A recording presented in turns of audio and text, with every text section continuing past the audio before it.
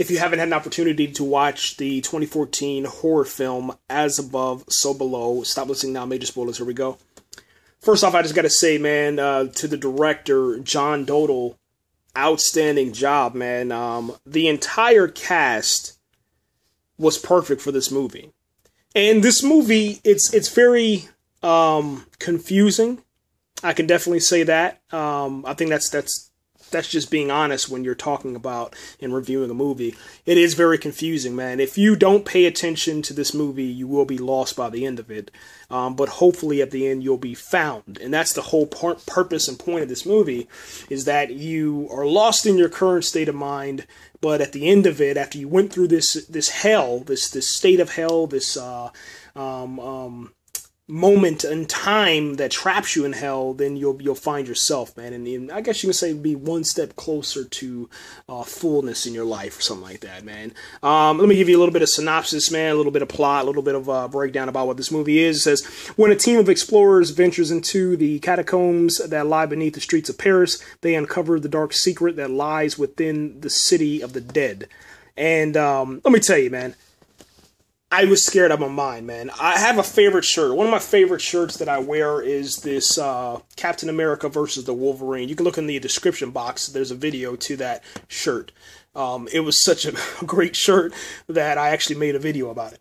And it's just the way that it looks. It looks really, really awesome. Anyway, long story short, I ripped that shirt last night. Yeah, I got so afraid of this movie. I don't know exactly where, because it happened so fast. I was just terrified. But it is definitely about a good 60 to 70 minutes into the movie. The movie runs about 93 minutes. But about 60 to 70 minutes into the movie, this something jumps at the screen, and I dip down in my chair inside of the cinema, and I sprang forward. I was dipped down because I was so frightened. I don't like closing my eyes in movies. This is literally the first time I've ever closed my eyes, you know, inside of a movie, probably in the last like maybe 10 or 15 years. And I just had to put that out there. So I dip down in my chair. I spring forward when this thing comes on the screen, and I rip a little small hole, almost like a bullet hole, in the shoulder of my Captain America Wolverine shirt. It was only $7.50 at Walmart, but hey, I'm still upset, man. This movie stars Perdita Weeks, man, who I've seen on a couple of other movies, and she does to me, I think she does a really, really good job. I think that she brought to this character kind of like, I guess you could say maybe the exact exactly what was needed, man, inside her for this moment, I guess you can say, because you had to, first off, I guess you can say, care about this person, first off. That's what you had to. You had to care about this person in order for this movie to work. You had to know, want to know about her backstory. You had to care about her, man, to be honest, man. And for me, I thought this was a big step up from her inside of the Tudors. And her acting is definitely improved, man. I think that she's going to be, if this movie's successful, if people give her an opportunity to you know, act, she'll be something to reckon with in the future, man. But you had to care about her. You had to care about her backstory. You had to really want to know more about what she was experiencing. Why do you want to continue on finding out your father's legacy? Why do you want to continue going down the same path that led to your father's death or disappearance? What's the situation with this? Then all of a sudden you get introduced to this character named George, who's played by Ben Feldman, and George is like a long-lost lover, let's just call him that, a long-lost lover of Scarlett, who's played by Perdita Weeks.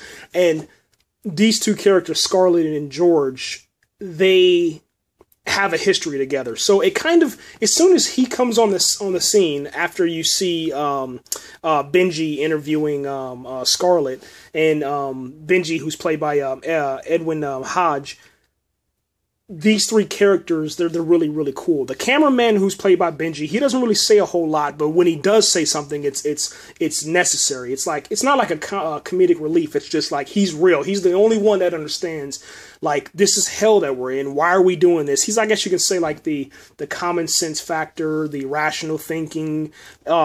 He's really, really, really, really good, man. And I definitely related to him the most, man, because I'm not going to be stuck inside of you know, some tombs or whatever. I'm going to be thinking, you know, why are we doing this? Is this smart? Don't do this, you know, and don't split up. Let's hold hands. Let's do stuff that's smart, man. You are inside of France, Paris, France, and the language is there. So I think that, you know, as far as how this is going to go on American audiences, I don't think they're going to be into it. I just think they're not going to even give it a chance, to be honest. I don't think it's going to make that much money. I think word of mouth is probably going to help this film out the most, and that's why I'm talking about it here. It's definitely, it's a French movie, man. It's a French movie with a couple of American elements that allow the American audience to kind of grasp onto it, man. But it's a movie about religion, the occult. It's a movie that's about history. And I think that if you've ever spent time researching Illuminati, New World Order, knowledge, truth of self, if you've ever done As Above, So Below, if you've ever read the Book of Revelation, you should enjoy this movie. I don't think it's for everybody. It is a scary movie. I definitely say that, but there's a whole lot of talking. There's a whole lot of dialogue. And I think that, you know, today's audience, they're not really going to feel that. I gave the movie myself, I gave it 10 out of 10 stars. I went there with one purpose. I said, I want to see a scary movie. I want this movie to scare me. That's what it did. And then it gave me a kind of like a little bit of nostalgia feeling, because from the years 2007 all the way until about 2012-ish, I was studying all the occult and religion and doing all this for college and for research and research papers and thesis statements and all this other stuff. But I remembered a lot of that stuff that they were talking about, and I agree with some, I disagree with other parts of it, but the way that they presented it, anybody that's watching this movie could pick up the concept, roll with it, and then you'll be happy with it, man. I think I went over time on this one. I'm going to stop this podcast, go to a new one, and then after that, I'll talk directly about the film itself, okay? Thanks again for listening, guys, and if you did go see As Above, So Below, what did you think of the movie? And yeah, we're out here.